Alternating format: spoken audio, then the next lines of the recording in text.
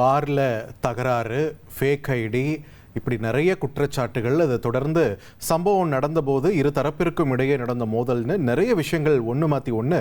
சென்னை கோயம்பேட்டில் நடந்த கொலை சம்பவம் தொடர்பாக நிறைய தகவல்கள் வந்திருக்கின்றன. அந்த வகையில் தற்பொழுது நாம் திரையில் பார்க்கக்கூடிய இந்த பரபரப்பு காட்சிகள் சம்பந்தப்பட்ட 2 பெண்கள் மற்றும் அவர்களுடைய மோதலில் ஈடுபட்ட நபர்களுக்கு இடையே சண்டை வந்தபோது நடந்தபோது எடுக்கப்பட்ட காட்சிகள், சிசிடிவி காட்சிகள் வெளியாகி இருக்கு.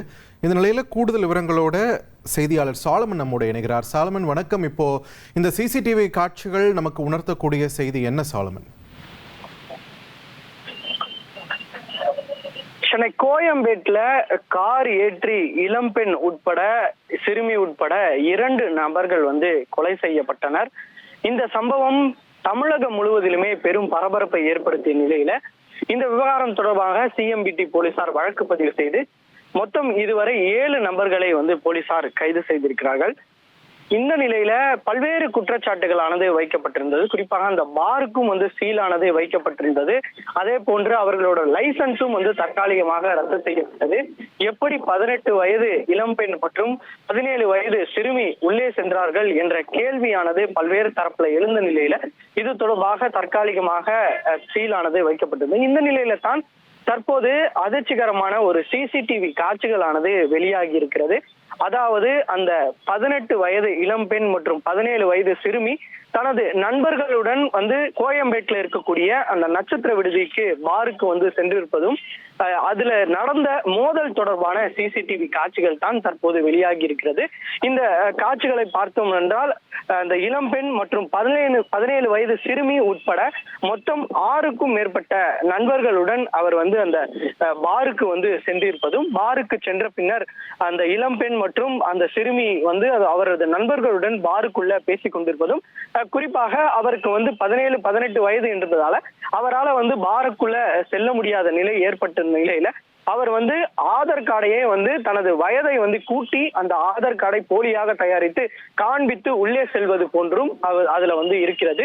உள்ளே சென்று அந்த இளம்பெண் மற்றும் சிறுமி ஆகியோர் அவரது நண்பர்களுடன் அந்த பாருக்குள்ள பேசுவது போன்றும், அதன் பின்னர் இரு தரப்புக்கும் இடையே மோதல் ஏற்பட்டிருக்கிறது. அந்த மோதலின் காட்சி தான் தற்போது நாம் பார்த்து கொண்டிருக்கிறோம். அந்த மோதல் நடந்தவுடன் உடனடியாக பவுன்சர்கள் அவர்களை பாரு விட்டு வெளியே அனுப்பியிருக்கிறார்கள். அந்த வெளியே சென்றவுடன் அங்கும் இரு தரப்பினரும் மாறி மாறி மோதல் ஏற்பட்டிருக்கிறது. அப்போதும் அந்த இளம்பெண் மற்றும் 17 வயது சிறுமி அந்த மோதல்ல ஏற்பட்டதை தடுப்பதற்காக அவர்கள் செல்வது போன்றும் அந்த சிசிடிவி காட்சியில இருக்கிறது.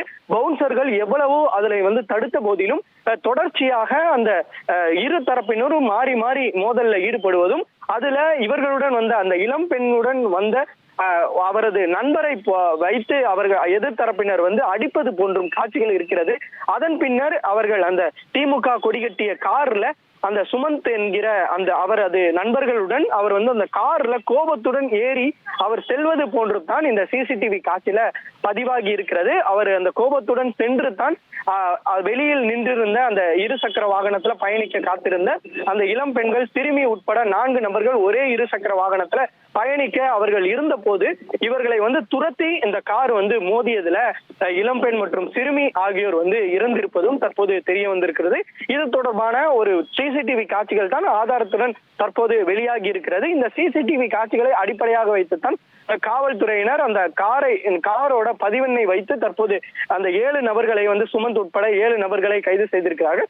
பார்ல அந்த இளம்பெண் மீது தகாத முறையில் அவர்கள் நடந்து கொண்டதால் தான் இந்த மோதலும் ஏற்பட்டிருக்கிறது. அதாவது இந்த மோதலானது மற்றொரு தரப்பினரிடம் மோதல் ஏற்பட்டிருக்கிறது. அவர்கள் வெளியில் தான் அந்த கார் கண்ணாடியை உடைத்திருக்கிறார்கள். இந்த கார் கண்ணாடியை உடைத்ததற்கான காரணம் இந்த இளம் பெண்கள் மற்றும் அவருடன் வந்த நண்பர்கள் தான் என நினைத்து அந்த எதிர்த்தரப்பினர் சுமந்த் மற்றும் அவரது நண்பர்கள் சேர்ந்து காரை இந்த காத்திருந்த அந்த இளம் பெண்கள் மீது மோதியதாகவும் போலீசார் விசாரணையில தெரிய வந்திருக்குது. தற்போது இந்த சிசிடிவி காட்சிகளை வைத்து விசாரணை மேற்கொண்டு கைது செய்திருக்கிறார்கள்.